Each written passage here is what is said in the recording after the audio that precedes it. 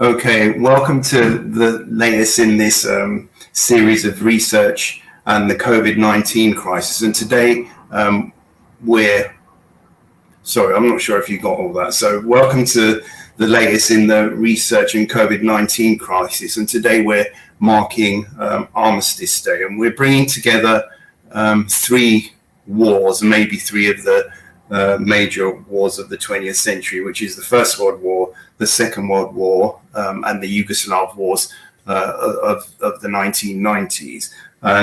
And we've got four speakers, so I'm going to kick off. I'm Professor Panikos Panayi, a professor of European history, and one of my main areas of expertise is incarceration of Germans in Britain and the British Empire during the First World War, and I've published very widely in that area since my PhD, which was completed over 30 years ago. And I recently had a book published with Stefan Mans of Aston University on the internment of Germans in the British Empire in World War I.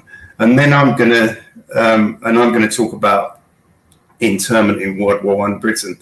And then I'm going to hand over to Jessica Cretney, who's going to examine space and architecture under the Nazis during the Second World War and before. And Jessica's a second-year M4C at Arts and Humanities Research Council PhD student.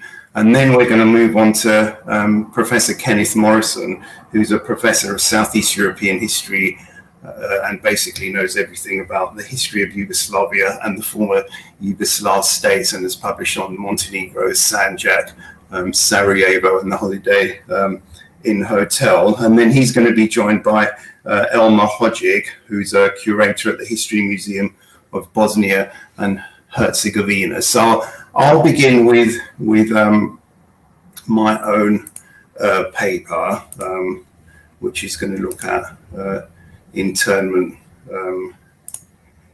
in Britain in the First World War. So I hope you can. Yeah, okay.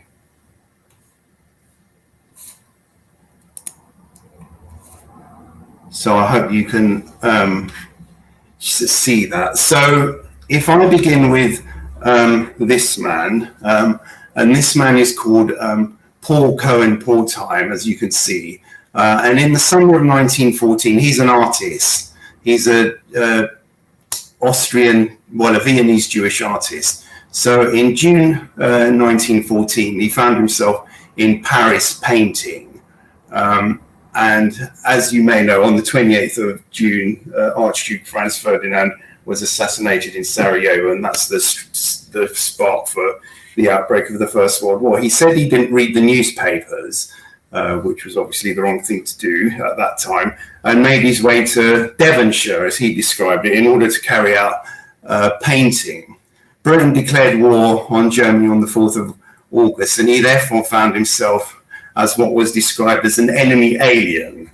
And over the next few months, he had a series of temporary addresses and eventually ended up in London. On the 24th of May 1915, he said that a policeman knocked on his door in his London flat and told him that he was going to be interned. And he asked the policeman, "What shall I pack for my internment?" And the policeman said to him, "Well, pack as if you were going to go on holiday."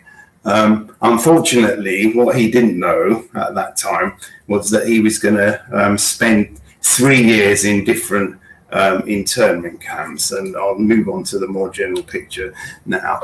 So in the early months of the war, the British government basically couldn't make up its mind what it wanted to do with its German and enemy alien population. So it had a rather, maybe if you want to make a comparison with today, rather like today's government. I mean, it was deeply led and influenced by public opinion, and it kept changing its mind about how many people it wanted to intern.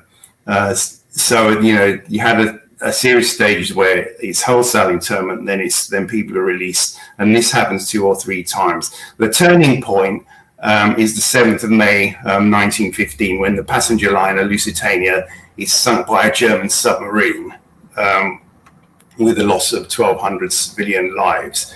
And this leads to mass anti-German riots across Britain. And this is one picture of Crisp Street in East London. And on the 13th of May 1915, Cohen Paul Times said it would be a 13th. Prime Minister Herbert Henry Asquith declares that he's going to intern all German and Austrian and Ottoman enemy alien males of military age 17 to 45, firstly for the purposes of security, and secondly, and just as importantly, for their own safety, as you can see by what's happening in this picture. So over the next 3 to 4 years, although internment camps has started to be established right at the beginning of the war, as you can see from this table, and they're spread basically throughout the country. There's several in London, but they're quite minor ones, except for the one in Alexandra Palace right at the top.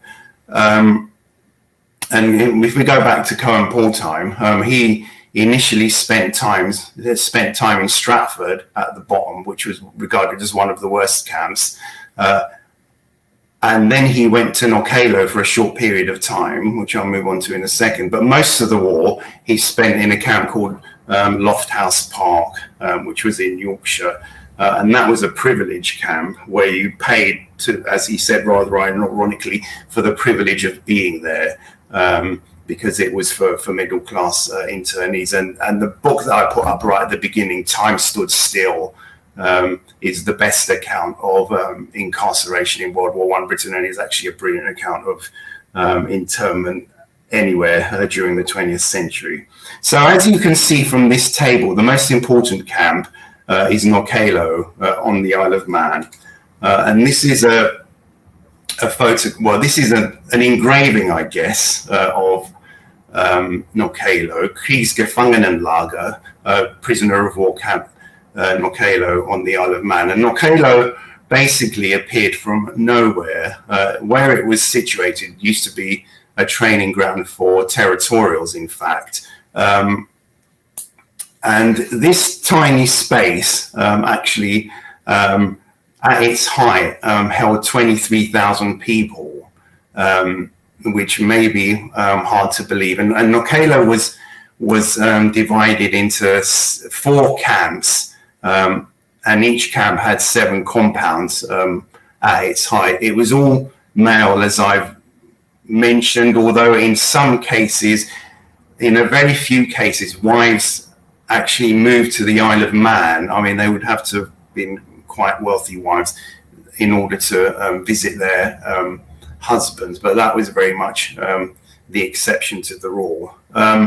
So these internees, overwhelmingly Germans, some Austro-Hungarians, and a few Ottomans, in some cases spent from November 1914, when the camp opened, until the end of 1919, when it closed, 5 years in Knockaloe, although Knockaloe was also something of a transit camp, so lots of prisoners went through there. And one other very important point I'd like to make, it's not just an internment camp for Germans who found themselves living in Britain in World War I, but it was also, the British operated on a global scale when it came to internment. So some of the people who ended up here were basically crossing the Atlantic in August 1914 when the war broke out, and then would find themselves spending years here. And I mean, that, I think, you know, it may have all been a traumatic experience, but that must have been the most traumatic of all. Let's say if you're sailing from New York to Amsterdam and then you're taken off a ship in the middle of the ocean. So Knockaloe in particular gave rise to the concept of barbed wire disease. And the person who popularized this concept was someone called Dr. Adolf Lucas Fischer, who visited Knockaloe on behalf of the of the Germans through the Swiss embassy, because Swiss embassy looked after all German interests in Britain after the USA entered the war. The USA had initially done this. So this is the German version of his book, Die Stacheldrahtkrankheit, and it's translated straight away actually into barbed wire disease, and this is the picture that goes with it. So Fischer's argument was that because all these men are confined for years, they all, without exception, but with varying degrees, develop barbed wire disease because they can't see their families, they have no space, and especially they don't know, and this is something that Cohen Panayi also stressed, they don't know when the end of their captivity will come. I mean, that may be something that resonates with us today. I mean, in many ways, that's the key issue that differentiates internees from maybe prisoners. That's what Cohen Panayi said. However, there is an alternative view of internment in World War I, and this was put forward by someone called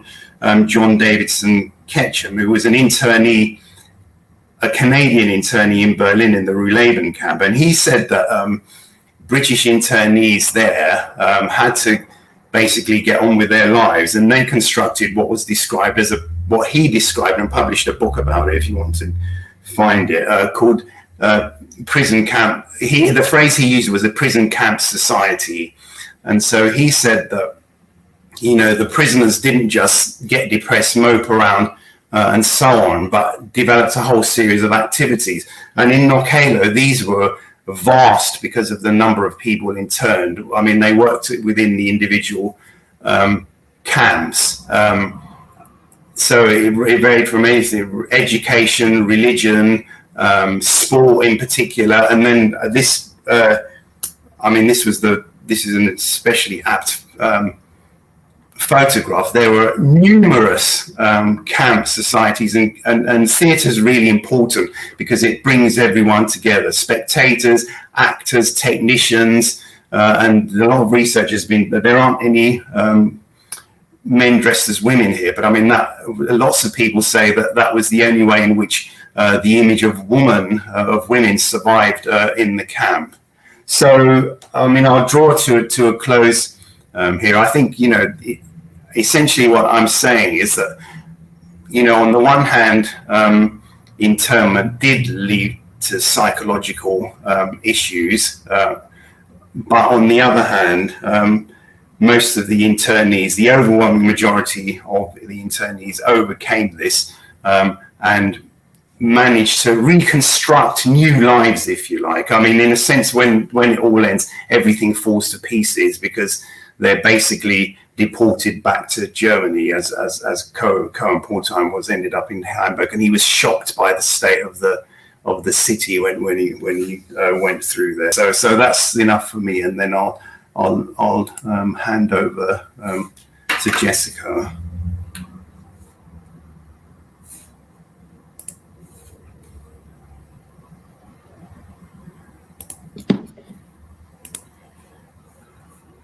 Okay, hi. So being confined to our home over the last few months has made us all acutely aware of the environment that we live in, our access or lack thereof to natural light, fresh air, and adequate living space. Research has shown that the built environment has a demonstrable effect on our health and well-being. In the early 20th century, in a response to the slums that resulted from the Industrial Revolution, architects from across Europe sought to design into buildings new, modern standards of space, light, and ventilation. Can I just check to ask what's happening with the slides, please? Are we having slides or?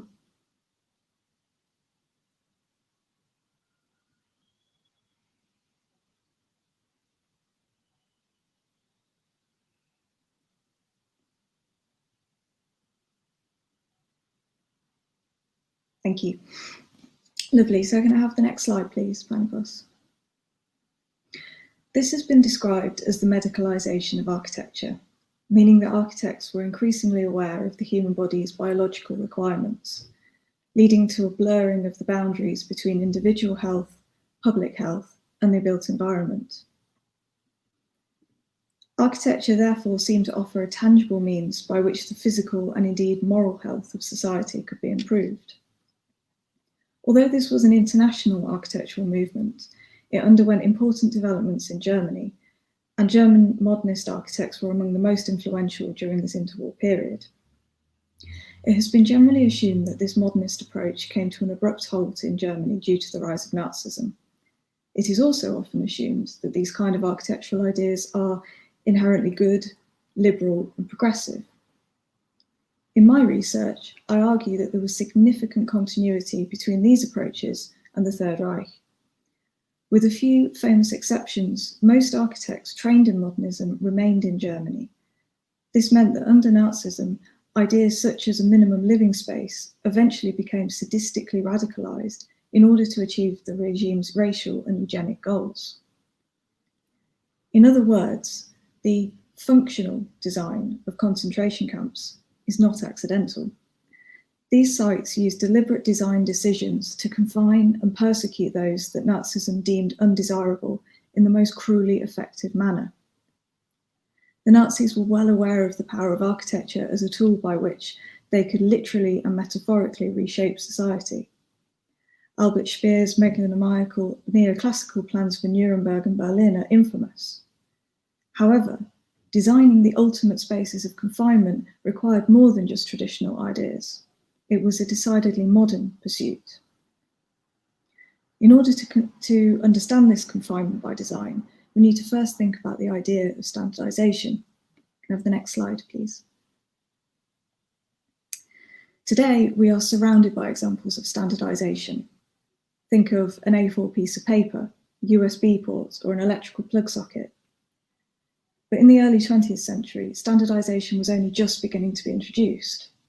By the time of the Second World War, standardization meant that weapons could be mass-produced in huge factories using standard sizes and standard machinery, although it should be noted that not all countries implemented this to the same extent. In architectural terms, standardization meant the design of ideal building types, which could then be constructed on a mass scale. These building types were carefully planned to use cheaply manufactured standard components, such as wall panels. On the left here is an example by architect Walter Gropius using the same components in different configurations. The original intention of architects in the 1920s and 30s was that low-cost homes could then be easily built to ensure healthy and safe space standards. However, there is evidence that the Nazis used standardization in concentration camps. The full extent of this has not yet been identified, but it offers a new way to examine the intentions behind these sites of confinement. And as we move beyond the period of living memory, it is important to interrogate these physical traces of Nazi crimes that remain. The built environment of concentration camps, by which I mean the buildings, but also site layouts, fences, and boundaries, is a historical source in itself. The Nazis sought to create a racially purified national community, the Volksgemeinschaft, and concentration camps were the deliberately designed spaces through which this was put into practice. Now, unsurprisingly, my research has been significantly disrupted by the pandemic, and planned archive visits have had to be postponed. Nonetheless, I want to share with you some of the evidence that I've managed to gather so far. Can I have the next slide, please? Here, you can see an excerpt from the progress report of construction work at the Auschwitz camp complex.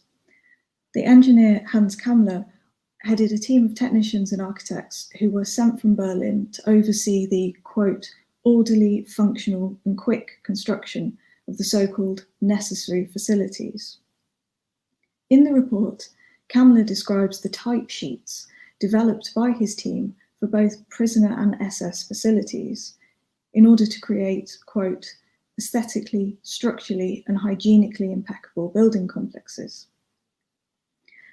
Although my research will exclusively look at concentration camps within Germany, this report from Auschwitz is extremely important. It shows that building type plans were used by the SS, and also that these were approved by Central Command. It therefore stands to reason that standardization was implemented in other camps.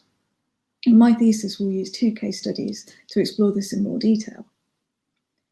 Dachau, near Munich, was operational from 1933 until the end of the war and was considered a so-called model camp, which means many designs, training and operational aspects were shared with later concentration camps were established there. Similarly, Sachsenhausen camp near Berlin, which was operational from 1936 until the end of the war, was designed as a so-called prototype and was the location of the head office of the Inspectorate of Concentration Camps, who administered and managed the entire camp system. In the short time that we have today, I want to focus on a couple of examples that are visible in US Army photographs from the liberated Dachau concentration camp. Now, can I have the next slide, please? In this image on the left, you can see that prisoner barracks are made up of identically sized prefabricated wall panels. Windows, doors, and chimneys are of the same size and follow the same rhythm, including the same fixings. You can see the uniformity in the layout and spacing of these buildings in the image on the right as well. All of this is standardization in practice. But what does this mean, and what can we conclude from this? The exclusionary and genocidal policies of the Nazi regime were physically manifested at the sites of concentration camps, places that were deliberately designed and created by architects and engineers, many of whom trained during the interwar period. Re-examining these sites of confinement reveals tangible connections between the highly utopian aims of modern architecture and the racial and eugenic goals of Nazi social engineering. It is no coincidence that architectural approaches originally intended to improve the health of the human body are visible at concentration camps. Confinement and persecution were designed into these sites with the deliberate intention of limiting personal space and privacy and weaponizing simple biological requirements such as warmth and light. Standardization was used to establish the most efficient means of achieving this. This is important because it demonstrates hitherto largely ignored continuities between architects working in Germany before Nazism and those who choose to remain and work under the regime. Just as the role of other experts has been explored, architects should also be understood as active agents of Nazi policymaking and implementation. So in order to further enhance understanding of these sites of confinement and persecution, it is vital to interrogate exactly who and what shaped the built environment of concentration camps. Thank you very much. I'd like to now introduce Kenneth, who's going to talk to you about the Siege of Sarajevo. Thank you, Jessica. So I'm talking about confinement in a slightly different context. I'm going to be focused on the 1992 to 1996 Siege of Sarajevo, the capital of Bosnia and Herzegovina. And the main focus of the short presentation today is going to be on citizen resilience and how citizens cope with this extraordinary situation in which for almost 4 years they were unable to leave the city. And the city, of course, major utilities were shut down, so there was no gas, there was no electricity, there was no water, and so forth. So it reminds us, of course, because we're going through this COVID-19 crisis, all of us, I think it's a timely reminder of the efforts that people undertook during the siege to survive and to maintain some semblance of normal life during that time. So let me just share my slides with you.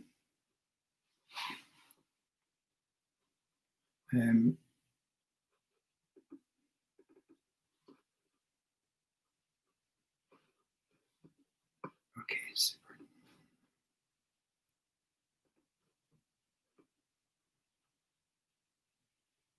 So the title of the talk today is Citizen Resilience in Besieged Sarajevo, and I'll be talking for 10 minutes, just giving a kind of basic overview of the dynamics of the siege. And this will be followed by a short presentation, a guided tour, if you like, by Elma Hodžić, who's a curator in the History Museum of Bosnia and Herzegovina, with whom I've worked quite closely with over the past few years. And Elma's going to talk about, she's going to show us some items that were used by people, that were manufactured by hand, essentially, that allowed people to cook, to generate electricity, and so forth. And I should, before I move on, thank my colleagues Paul Lowe and Kevin Weaver both photojournalists for them kindly allowing us to use the photographs that I'm going to be showing you today. So let me just start by explaining the basic kind of dynamics of the siege of Sarajevo. So, of course, many of you will know that Bosnia-Herzegovina was once a republic, one of 6 republics and 2 autonomous provinces within what was the Socialist Federal Republic of Yugoslavia. That state began to disintegrate in 1991, Slovenia being the first to leave, followed by Croatia, Macedonia, and then after a referendum, in February the 29th, 1st of March 1992. Basically, the Muslim or Bosniak community in Bosnia and the Croat community essentially voted for independence, and the Serb community, on the whole, not exclusively, but on the whole, they wanted to remain within a Yugoslav state. And of course, that led to a conflict between the Bosnian Serbs on one side and initially the Bosnian Muslims and Bosnian Croats on the other. So Sarajevo was a theatre within the Bosnian War, if you like. And the city was besieged for nearly 4 years, from April 1992 to February 1996. And it wasn't, in fact, until the 29th of February 1996 that the siege was formally lifted. That's some months after the signing of the Dayton Agreement, which brought the Bosnian War to an end. So it was the longest siege in modern history, lasting almost 4 years. And during that time, over 11,000 were killed during the siege, and of which more than 600 were children. Now, at the beginning of the siege in April 1992, it was still possible. There was still a window of opportunity for people to leave the city. That completely changed in May 1992. On the 2nd of May 1992, the city was essentially encircled, and it became impossible to leave. And those civilians trapped within the city, they simply had to endure the daily shelling that was taking place, mortar fire, sniper fire, all of it emanating from the surrounding hills. Sarajevo is built along a very narrow valley. It's surrounded by hills on each side. And so basically the Bosnian Serb army, well, first the Yugoslav army, then the Bosnian Serb army, essentially gained control of the strategic heights. And then they would fire shells, mortars, and they would use snipers as well from the surrounding hills to attack both military targets, but also civilian targets, and indeed civilians themselves. The photograph you see on the right-hand side is the cover of the book I've just completed with the photojournalist and academic Paul Lowe, called Reporting the Siege of Sarajevo. And here you see a woman running across one of the most dangerous intersections in the city in a place called Skenderia. And so we were writing primarily about how the siege was reported and how journalists created this infrastructure within which they could use to report daily from a besieged city. And often the focus, actually, because military developments were taking place elsewhere, and the focus of the work of journalists for long periods tended to be on the experience of civilians within this extraordinary situation. A situation in which people didn't have water, they didn't have gas, electricity supplies were largely cut off. They would come back on from time to time. But on the whole, the citizens of Sarajevo had to live without any of these provisions. And of course, this caused particular hardship during the winter months, and the winters in Bosnia-Herzegovina and in Sarajevo can be very, very harsh. Now, of course, food was also a problem. There were limited food supplies. Now, in order to counteract this, the United Nations established a so-called air bridge. They took control of the airport, actually from the Yugoslav army and the Bosnian Serb army in June of 1992, and they began flying large planes full of aid into the city. The problem is, once this aid got into the city, it was often didn't reach the people it was intended for, and it was often sold on the black market, highly inflated prices on the black market. It could be 10 times what an item was actually worth it would sell for in the black market. So in a sense, there were two sieges. There was the siege by the Bosnian Serb army surrounding the city, but there was all a kind of siege from within by, people extorting ordinary citizens out of their savings by, inflating prices of very basic goods that people required, flour, milk, and so forth. So over a near 4-year period, ordinary citizens had to find very, very creative ways in which they could survive. They had to collect their own water. They had to try and generate their own heat. They grew their own food. So vegetable gardens sprouted up all over the city, either in gardens themselves or on people's balconies. Of course, they needed to wash, and they needed to function as normally as they could in this extraordinary situation. Elma will talk a little bit more about how people managed to survive within that particular context when she gives her short presentation. This map I want to just show you very quickly is this was created by FAMA in Sarajevo, and FAMA actually led a fantastic project in the years after the siege, collecting oral histories, basically collecting individual stories of citizens' experience during the siege. It's a weighty tome of about 900 pages, but it's highly recommended and well worth it if you want to understand the experience of ordinary civilians. But you can see very clearly here, the city is essentially completely surrounded. And that remained the situation, although sometimes there was a withdrawal of heavy weapons for short periods. But on the whole, for almost 4 years, the city was almost completely surrounded by the army of Republika Srpska, the Vojska Republika Srpska, the VRS. And you can see here the long valley that the city is built along, and you can see the hills surrounding the city. And in many respects, Sarajevo was very vulnerable to a siege because of its geography. So this picture here just illustrates the struggles that people every day had to undertake in order to be able to just do basic things like try to go out into the streets and buy bread or buy some other provisions for your family.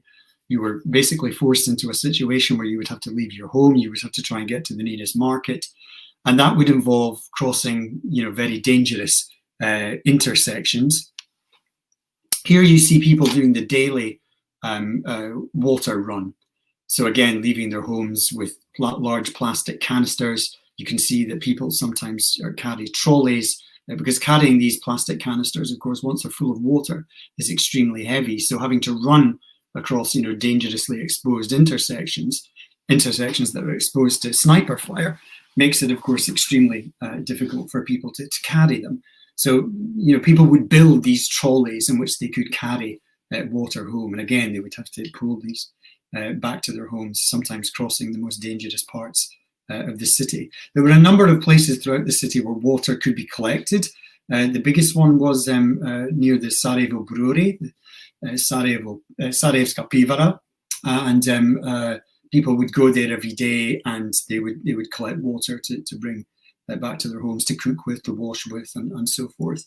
And this is a situation that continued for 3.5 years, that people would have to take the risk every day to go out and collect the most basic provisions, water.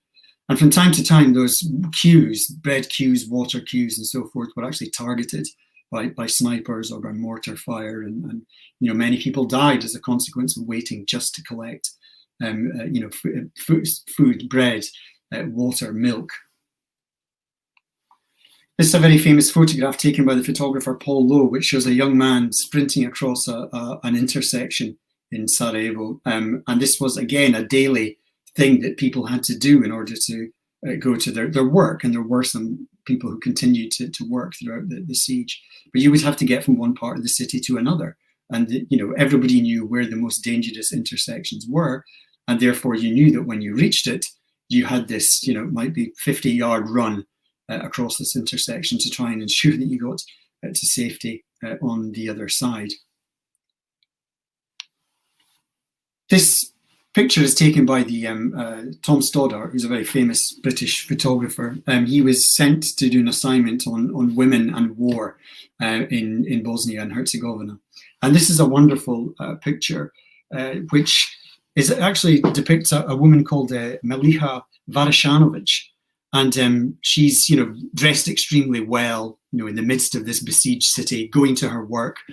And when she was interviewed about the photograph being taken, she doesn't recall the photograph being taken, but says that, dressing well, that sense of normality meant a huge amount to me. It was hugely important for me to have a semblance of normality in my life. This was a form of resistance, in a sense, that you look your best and you walk out onto the street, regardless of the sniper fire and all the other dangers, and you walk to your work as you would normally do. It was a very impressive form, a passive but impressive form of citizen resilience and resistance. This photograph is from Sarajevo Airport in 1992, in June 1992, and you see the planes being brought in and aid. This is essentially how aid was delivered into the city. That aid would then be transported on trucks through some very dangerous roads into the city centre itself, where it would be kept in various warehouses before being distributed. But as I mentioned, much of this stuff found its way onto the black market during the siege, where people were having to pay highly inflated prices for very basic goods. And here is a picture of some of the items that one might find in the home. You can see, for example, bags that have been made out of plastic UNHCR sheets, which were used actually to cover windows.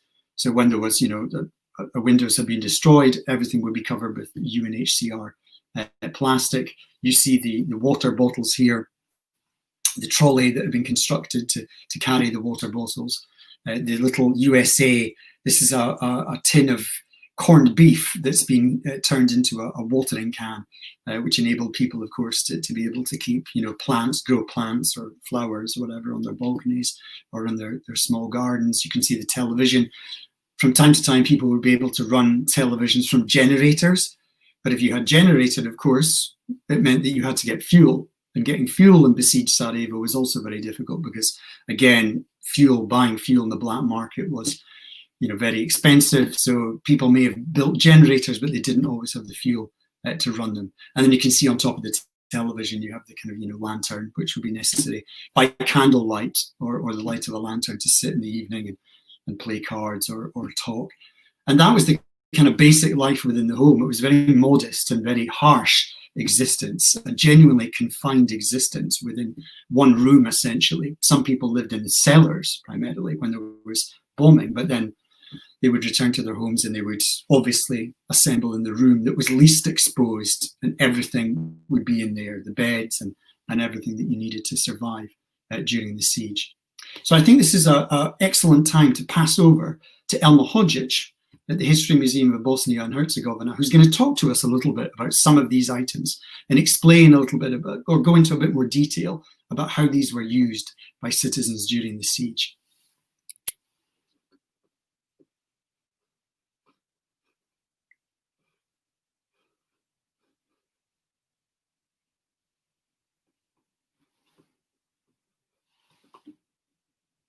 So I will pass over to Elma whenever the film is ready.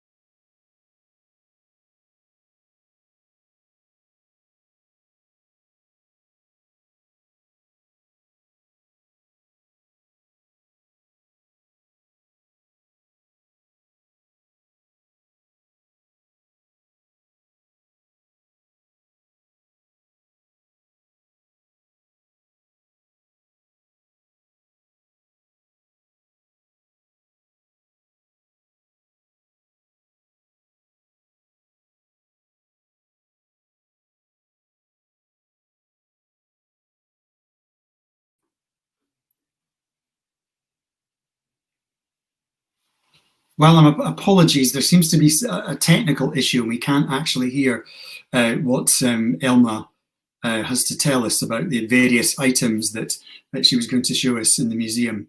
I've seen the film, so I'll try and give you some kind of overview of what Elma was describing. So in the History Museum of Bosnia-Herzegovina, which was built originally in 1945 by essentially the Communist Party of Yugoslavia, who built it really to celebrate and remind people of the partisan struggle during the Second World War. So in 1945, it was a very, very important state institution. And then, of course, towards the 1990s and Yugoslavia's collapse, the institution kind of lost its importance in a sense, because it was all about kind of supporting an ideology that was becoming more and more discredited. So it really had to kind of refocus. During the siege, the museum was directly on the front line, more or less. It was, a couple of 100 meters away from an area called Grbavica, which was held by the Bosnian Serb army, it was in an extremely exposed condition. And during the siege, the building unfortunately incurred quite significant damage, and some of its collections were quite significantly damaged during that time. After the war, or after the siege of Sarajevo, the museum started to rebuild again and started to refocus. And one of the most important things they've done is to create the so-called Besieged Sarajevo exhibition. And all of the exhibits in there are essentially given to the museum by citizens of Sarajevo to describe to future generations, to tell future generations, inform them of what life was like during the siege and how people functioned during the siege. So there were a number of items that Elma was going to show us, and the first was the so-called Sarajevo tin can, or the Sarajevska konverza. It was essentially a homemade oven, a stove. People created their own stoves that could, you could basically set a fire underneath it and you could cook food on it. A normal pan wouldn't work so well for this underneath fire, so you would have to create this unit that would allow for proper airflow and so forth. She also had examples of people building electricity generators. So a chap who's now a professor at the University of Sarajevo, an architecture professor, built a very impressive electricity generator. It only worked for 9 days, but during those 9 days he managed to heat and to light the apartment building in which he lived in. And of course that was, for his neighbors and for him, a very important thing.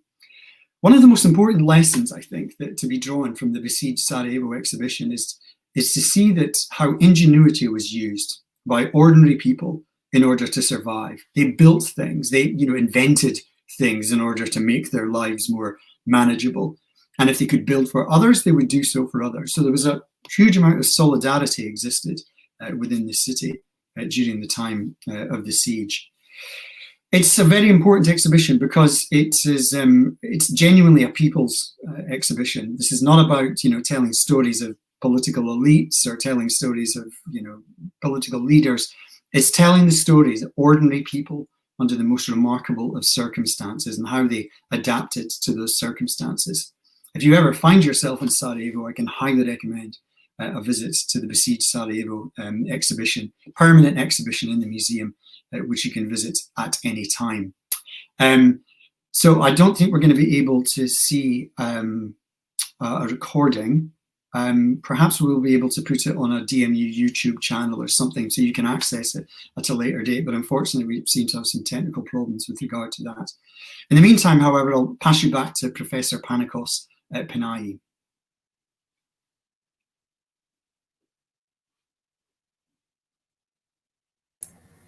Sorry once again about the technical issues, but what we're going to do now is the three of us, me, Kenneth and Jessica, is try and draw similarities both between the issues we've covered, but also, I mean, the subtitle of the lecture is Lessons for Today, I think. I mean, historians don't really like teaching lessons to people. They like finding evidence and telling stories, I think. But maybe we can draw parallels. And I think one of the things that struck me, giving my own paper and listening to the others is that there seems to be some premeditation, or much more premeditation in the Nazi case, whereas I think in the cases that Kenneth and I are doing, it's much more. It's much more.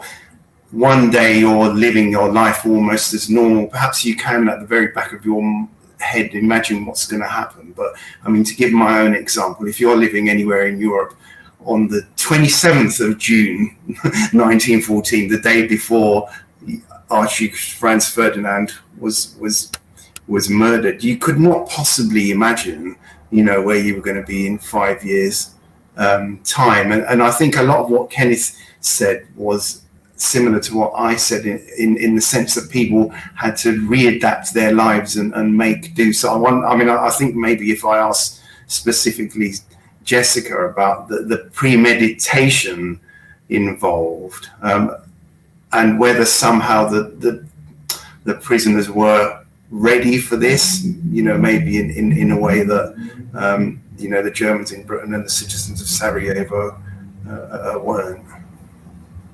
Yeah, I think, obviously the work focuses on the institution rather than the individuals. There's been a lot of really good work being done about prisoner experiences.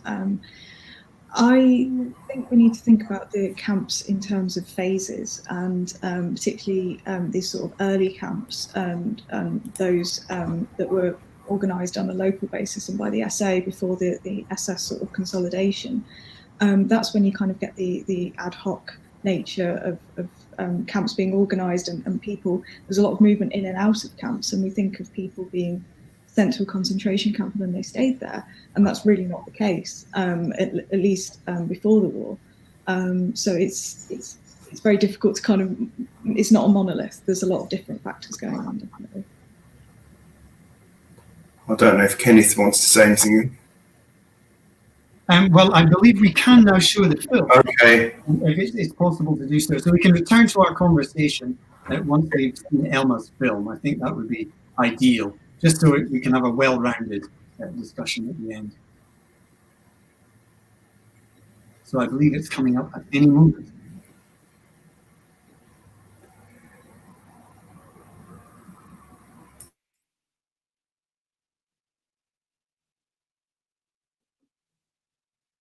Dobar dan. Welcome to the Siege Sarajevo exhibition. My name is Elma Hodin and I'm curator at History in Herzegovina. It is my pleasure having a possibility to introduce some of the stories from the Siege of Sarajevo that are now kept in the museum. I had the privilege to work with Professor Kenneth Morrison on several projects regarding different phases of Bosnian history, and it is my pleasure that he invited me to tell you some of the very inspiring stories that we have in the museum. The museum at the moment works in a very specific situation. The museum was established in 1945 as a state institution, but nowadays it's left without any support of the state, without the budget and without the legal infrastructure that can help us to conserve and to present the stories in a proper way. But nevertheless, a very small museum team made an effort to explain some of the stories that we have in the museum. The museum is pretty much alive because we offered the museum to the local audience, to the internationals, questioning how can we together save the museum. So the story of the Siege Sarajevo is not just a story about people that have been living during the siege in Sarajevo. It's a story with universal messages that belong to all of us. The exhibition is at the moment of the process of redesigning. We have so many stories to add, but this is actually a story about creativity and possibility of humans just to live. This is an exhibition that can show you how ordinary life looked during the war. It's told from a perspective of just an ordinary man kept in a war. All of the objects that we have in the museum at the moment were donations and gifts of people that survived the siege. Some of the stories are going to be revealed in or explained in the future. We have a big collection in the depot, which is now waiting for a right moment to be presented. I think that this exhibition is also very helpful, not just for Sarajevans, but also for all museum visitors during the pandemic, because it can show that we can be supportive to each other, that we can express solidarity in so many ways, and that we can still look for examples of human courage in different shapes. That's why I have chosen several objects that I think that can be very helpful for you. This is a handmade stove made during the war, made from a can of a regular can that was used in one of the homes in Sarajevo. It's one of my favorite ones because the previous owner decided to restore it before he donated this stove to the museum. The museum has plenty of stoves, and all of these objects have their own individual, very personal stories. And these stories can reveal to us how ordinary people lived during the war. For instance, this one was used in a 4 members family of 4, and these people were using the stove to cook, to boil water, and to also prepare food. And to spare energy during the war. Also, we have an electricity generator. This one was designed, so this is a generator used to produce electricity, and it was designed by one of the architects that lived in the siege city. His name is Emir Feyzic, and he nowadays also works as a professor of architecture at the University of Sarajevo. It took him 6 months to create and to construct this machine. He had a helper, a woman named Mira Juric, and she was also trying to find parts in the city and to collect all of these parts into one machine that could produce electricity for 9 apartments in one building.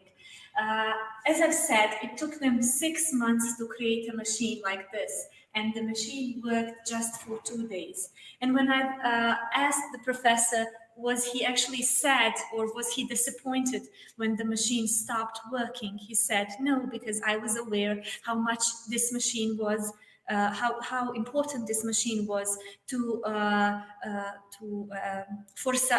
for my neighborhood, because they actually were they had a lot of hope that finally they will have the electricity in their home. So this is one of the examples of hope and solidarity during the siege.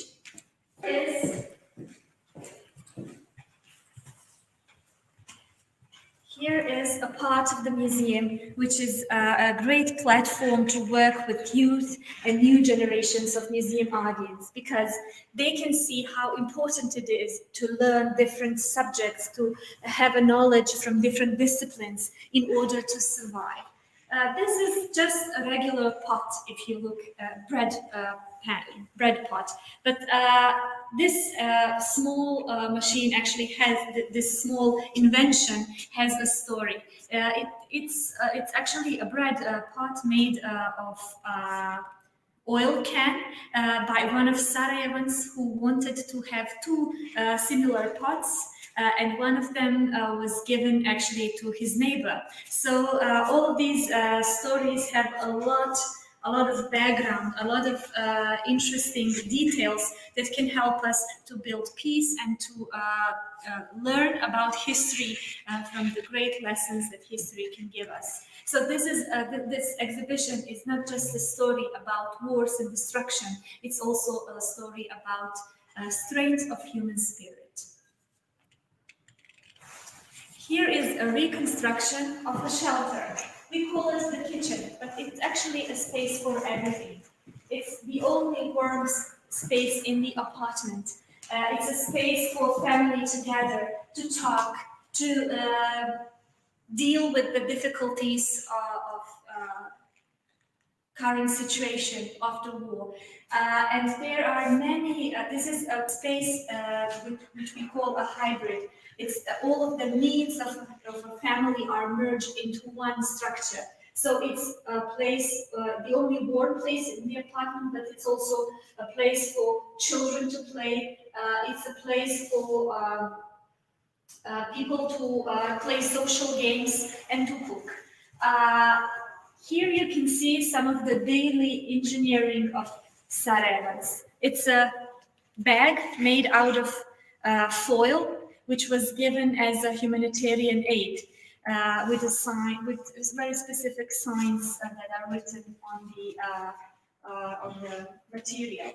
Here is one of the pots that was used for gardening, and here we also have one of my favorite objects. It's a calendar produced by one of the most creative people that lived in Sarajevo, I think. His name is Latko Sarajlija, and he made 53 sculptures in the same size. These sculptures were actually helping, he was not a sculptor, but these sculptures were helping him to create the illusion of normal life in Sarajevo. The art served actually as some sort of a therapy and as escape from the reality. So these sculptures, 53 of them, are now kept in the museum together with this calendar that he also produced. This is the fastest guided tour I ever had in this exhibition. I hope that you could understand some of the messages that we try to send to our audience. This is probably the most important one. It's a poster for Sarajevo Winter Festival. It is using actually the famous Shakespearean question, to be or not to be, but just transferred into a context full of death and destruction when one becomes aware how important our life is. So this is the final message that we encourage our visitors to have when leaving this exhibition. I really hope that we will have a chance to meet and to introduce the exhibition when you come once in Sarajevo. History Museum of Bosnia and Herzegovina, the address is Maja od Bosne 5, but I'm sure that Professor Morrison will give you some inputs before you come to Sarajevo. Stay safe.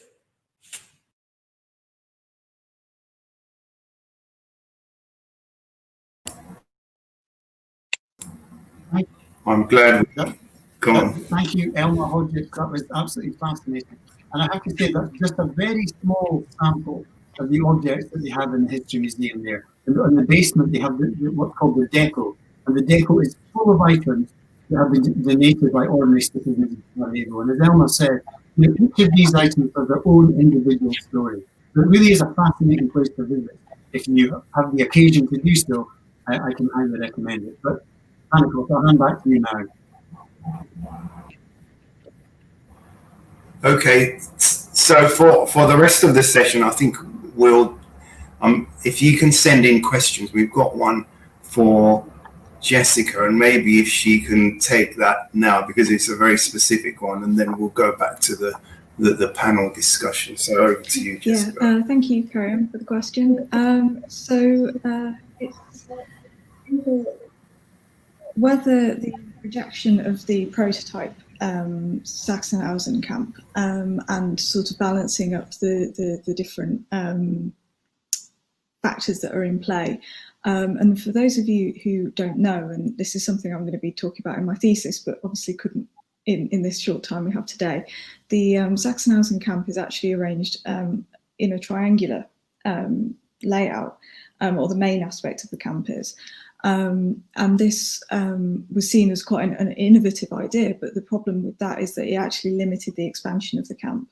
And so that's why Karen's question is quite interesting, in that there were these different factors, because obviously there's the architectural creativity, the design aspect, but there's also these the sheer number of people that need to be accommodated, and the ideological, political, economic balance between that. And I think that's what's interesting when we start to talk about standardization, is that standardization was developed to save money. And when we start thinking about mass production, Fordism, Henry Ford and the sort of production line, that's where these kind of ideas come from. So the plan was really to do something as efficient as possible in a cheap way. As awful as that is, that's the reality. So it is interesting that these architectural ideas weren't always successful, and that there are more factors involved, definitely. Sorry, can I just have a follow-up question about standardization? I mean, in the case I was doing, there is a standardization as well, and what the British do in World War I throughout the empire is actually use barrack camps, basically. But I think in your case as well, in the Nazi case, it's not complete standardization, because there's, rather like the British case in World War I, there's so many camps. I mean, if I do it on a British imperial scale, there's hundreds, several hundred, well, over 100 camps. I mean, in Nazi Germany, there's a camp around every corner. So the standardization is not complete, isn't it? Because the Nazis use all sorts of buildings, just as the British do in World War I. Old castles, country houses, and whatever they can get their hands on. So I suppose I'm asking the extent of the standardization, and whether, when it comes down to it, the Nazis just use anything because of the millions of people that ultimately incarcerate, if you include the foreign workers and POWs as well. Yeah, I mean, obviously there are limits to the standardization, and as Nick Waxman's famously said, there is no typical concentration camp, as you quite rightly say, and the topography and architecture of each camp does vary. What I find quite interesting about these two camps that I'm going to be researching is that there are at least attempts to kind of create this model. And when you think about Dachau and the kind of training for SS officers that was there are at least attempts to create some kind of model, which I find quite interesting. As to how successful that was, I mean, that's up for interpretation. How do one measure the success of a concentration camp? I'm not totally sure. And there are definitely limits to how far architects who were proponents of these ideas, how far they were influential within the regime. And that's something else I'm going to be looking at as well. So yeah, there are a lot of questions to be answered, I think. Okay. I think we've got a question for Kenneth as well. Yeah, we do. I'm happy to address that. Yeah, I mean, it's really interesting because, of course, Sarajevo is impacted by the COVID-19 pandemic like everybody else. So people found themselves, the people that remember actually being confined to their homes during the siege, also found themselves in a similar situation, that they were going to have to stay indoors. One interesting thing is that many of my friends in Sarajevo have told me that, in a sense, COVID-19 was more difficult for them to deal with because during the siege, they knew where they could and couldn't go relatively safely. They knew which streets were dangerous, which intersections you couldn't cross. There were certain rules of the game, which as time went on, people began to adapt to those rules of the game. And they began to adapt to risk. The vast majority of people understood that in order to remain sane, they needed to leave their homes. They needed to see their friends. They needed to work if they could. They needed to, leave the house to buy basic provisions. And that means that their understanding of risk changed. And I think that's one discussion we've all been having recently about COVID-19 and about risk and how we perceive it. And actually, we take risks on a daily basis that might result in our death. So, cycling to work, for example, is a relatively dangerous thing to do, statistically speaking. particularly if you're on busy main roads and so forth. But they adapted themselves to that risk, because otherwise it would become utterly paralyzing. Now, I've met people as well who certainly for the first year to year and a half of the siege developed an almost kind of pathological fear of going outside, of going out of their front door. And they relied on others to come and bring them, food, or to help them. Many people read a huge amount. They, when they had electricity, they would listen to the radio, or they had a car battery or something to be able to listen to the radio. But they confined themselves for very, very long periods. And the coping mechanism tended to be that they had quite short days and long nights. So your day is relatively short, you read for a while, then when you don't have any concentration, you do something menial, then you read again, and hopefully you sleep early in the evening. So you get into this kind of rhythm where you're sleeping 12, 13 hours a day and trying to fill your waking hours with some kind of structure. For others, they were almost kind of entrepreneurial about the opportunities that the siege produced for them.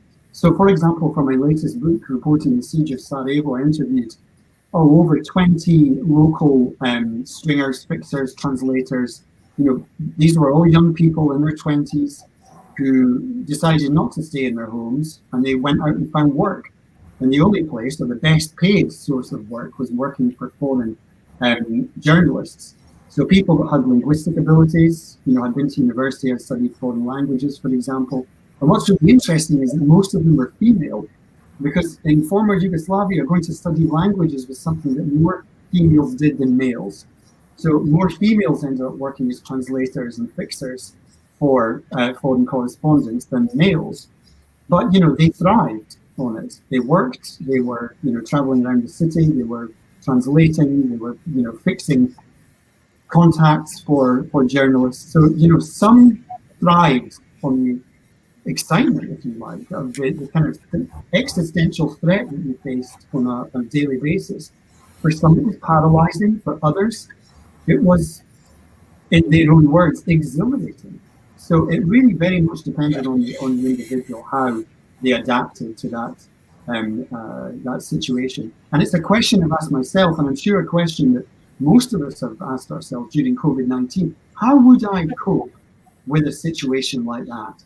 And I think that COVID-19, there's no direct parallel between the Siege of Sarajevo and COVID-19, of course, but we've all had to ask ourselves about how we cope in situations where life as we know it has fundamentally altered, and how we adapt to that quickly and remain we can remain functional in a very new context. I think is one of the very important lessons that I certainly drew from studying the Siege of Sarajevo, and my admiration for people who had adapted so amazingly to that terrible situation, that it's helped me in a sense to contextualize, the situation that we all find ourselves in now.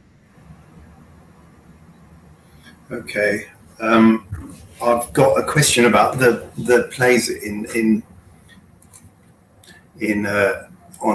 Knockaloe, but before I answer that, can I just build on some of the issues that Kenneth's raised? I suppose, if you're talking about confinement, the current crisis is, well, historians shouldn't really say things like this, but it's completely unique in world history, because I don't think there's ever been another time where everyone in the world has been asked to stay at home.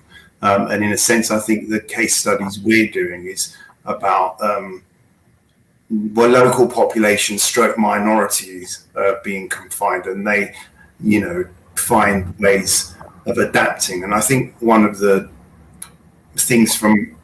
key issues that comes through in my research over many years is the way in which, I gave the example of people crossing the Atlantic. In fact, some people were in the Pacific Ocean 1 minute, and then 3 weeks later they would end up on the Isle of Man, which they probably didn't even know what it was, and they'd spend the next 5 years of their life there.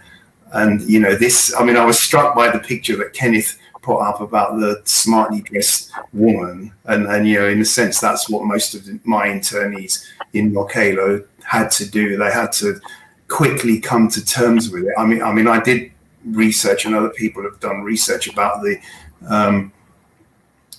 the prevalence of mental illness, and actually, you know, in fact the internees in Knockaloe suffered from depression less than the population of the Isle of Man as a whole, and there was a lower percentage of suicide either compared with the rest of the UK population or the rest of the German population. So people just had to adapt, and they did. And one of the key things for the internees on the Isle of Man was routine. I mean, in Kenneth's case, I mean, I think he was constantly arguing that people were trying to adapt some sort of routine, even though it was virtually impossible. I mean, in Knockaloe, routine was awful, monotonous, because, you know, there was very little you could do to change the routine, but you had to have the routine to maintain your pre-war life, if you like. And the reason that stuff like theatre takes off, I'll eventually come to the question, is because that's an attempt to maintain normality. The other reason why theatre, music's really important for the German internees, because the Germans are highly educated in music. I mean, they're not, even if they're working class, whether they're working class or middle class. So bands are really important, and that's their way of continuing their pre-war lives. And that's the questions asking me about what sort of plays were put on in Knockaloe and elsewhere. In fact, they're put on all over the world. And so, you know, it varies from everything from Goethe and Shakespeare to, popular German musicals as well. So it's a vast range, and theatre is really important because, as I said in the lecture, because of the sense of community it creates. Because, you know, maybe there's almost universities as well in the camp that Cohen Paultime stayed in, Wakefield, because there's highly educated and less educated internees. And so, you know, the community is created and has to survive. I mean, I wonder if we can progress the discussion further by maybe thinking more about what parallels we can draw with the situation today and our case studies, or maybe more generally. I don't know if Kenneth wants to kick off with that one. Yeah, I mean, actually, the parallel there with the Sarajevo situation, theatre, art, music was exceptionally important during the siege. So, of course, famously, Susan Sontag came to the city and she, you know, directed Samuel Beckett's Waiting for Godot with local actors and so forth. There were, you know, various events that took place throughout, and theatre offered a glimpse into the normal world, if you like, for people. It was escapism.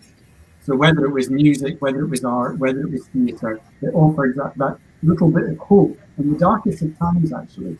And one really interesting thing is that the theatre directors at the time say that there was an atmosphere created during that time that could never be reproduced today, because theatre became something so spiritually important to people.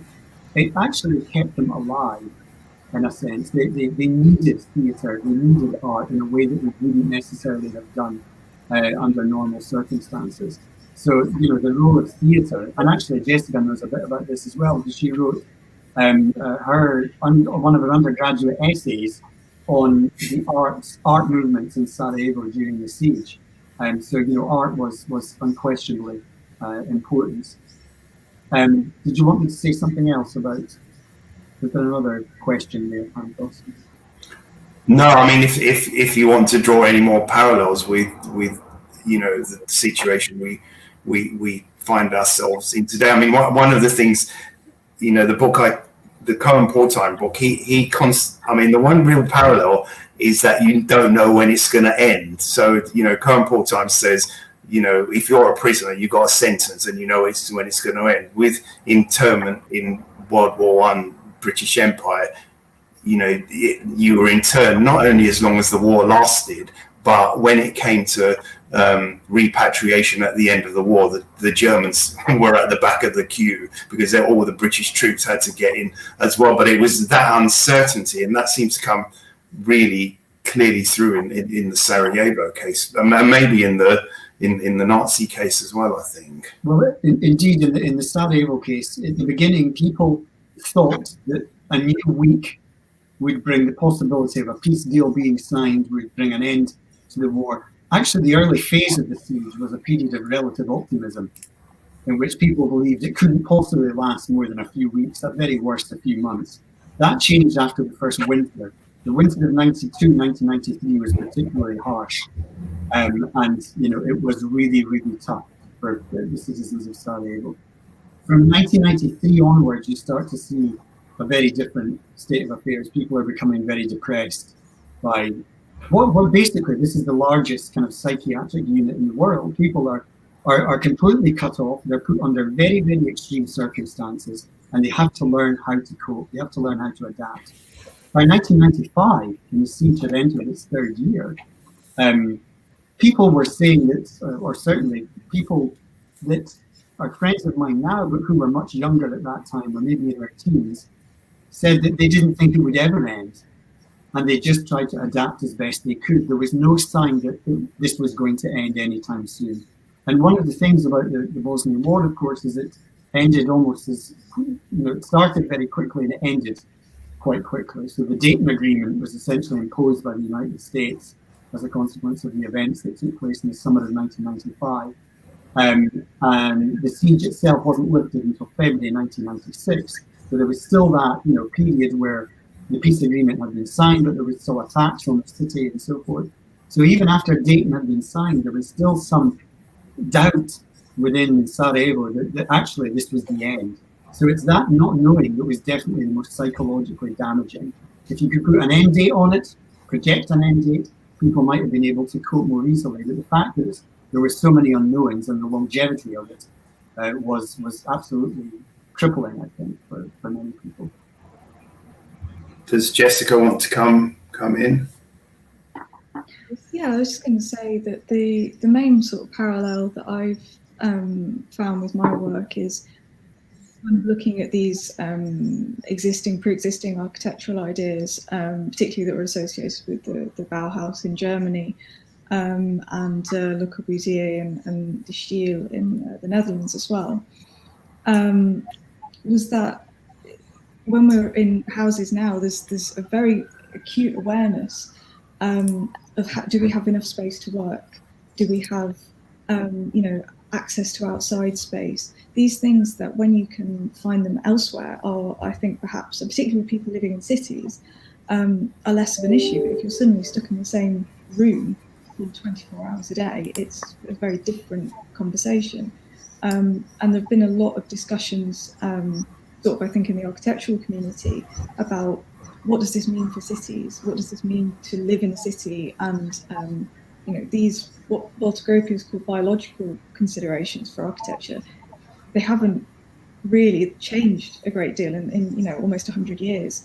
Architects are still asking these questions, and I think this lockdown period has brought them once again into. Okay, thank you very much. I think we've got a couple of questions, and one's for me and one's for Kenneth, and we'll answer those, and I think we then have to wrap up. So the question for me is, here it is.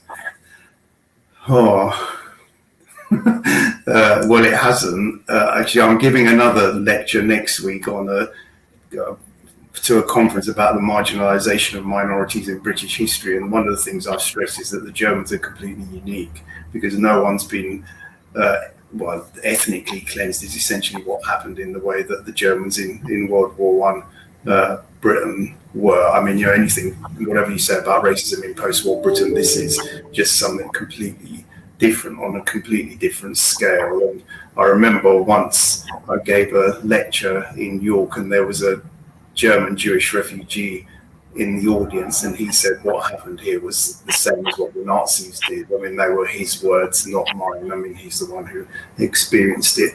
I mean, when I first started working on this in the 80s, nobody knew anything about this. In fact, what we now have today, we also have a museum of internment in Knockaloe on the site, which I helped. Well, I was the academic advisor for it, so there is some acknowledgement. The British government, well, it doesn't fit into the national narrative of tolerance, does it? So it's not going to be brought into the national narrative. And actually, just to conclude this, when Japanese Americans got compensation after World War II, all the German property was confiscated. There was never any compensation, and even worse, the property went into the reparations payment. So those people have never ever. It was irrelevant in the interwars. I mean, it was a completely different period from that point of view. And in a sense, the memories resurface partly because of the work that I've done over many years, but also because of the development of multicultural Britain, not only it allows all groups to go back to their ethnic identity, not just people from the Commonwealth, but also people with European origins. So that's me. And then if Kenneth can wrap up with the one final question that he's received. Yeah, I mean, I'd love to be able to answer this question in more detail. I haven't been able to go to Sarajevo since the COVID restrictions were imposed. I mean, yes, I think it's, in a sense, it's natural that those who lived through crises, and certainly those who lived throughout the siege, were perhaps more inclined to be able to kind of cope with the situation and to remain in their homes. In terms of the generation that came after and whether they played by the same rules, I think the situation in Bosnia and Herzegovina is the same as it is everywhere else, where younger generations are perhaps less inclined to want to lock themselves away because they're not, the impact of the disease is not so severe on younger generations. So I think Bosnia, the situation in Bosnia mirrors the situation elsewhere that you have with almost this kind of generational divide between parents and their, let's say, teenage children or people in their early 20s and whatever. But there's one important thing about Sarajevo, though, is in link to architecture and urban design.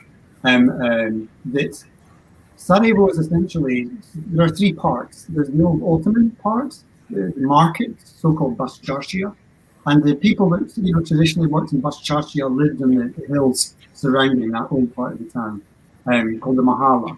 So they have hills on either side, so you can either live on the very expensive Sunčani strana, which is the sunny side, or the Memli strana, which is the kind of damp side on the other side. So, but those properties tend to have outside spaces, large balconies.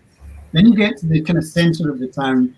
You're in the Austro-Hungarian areas, so everything was built by the Austro-Hungarians post 1878. And again, these are fantastic properties, quite large rooms, quite spacious, some outside space, perhaps not as generous as the old town. And then from an area called Marindor all the way west to the airport was built post 1945. And it was built, of course, by the communists. And everyone was in apartment buildings where the only outside space was either small balconies or communal space outside. So, of course, it's much more difficult to function. Oh, I think we may have lost Kenneth, and he doesn't seem to be coming back. So what I'd like to do is, and I think we've run out of time. So I'd like to thank all the speakers, Jessica, Kenneth, even though he's not there, and Elma, and also the audience for some really intelligent and challenging questions. Actually, so thank you. Well, thank you to everybody, and I'll draw.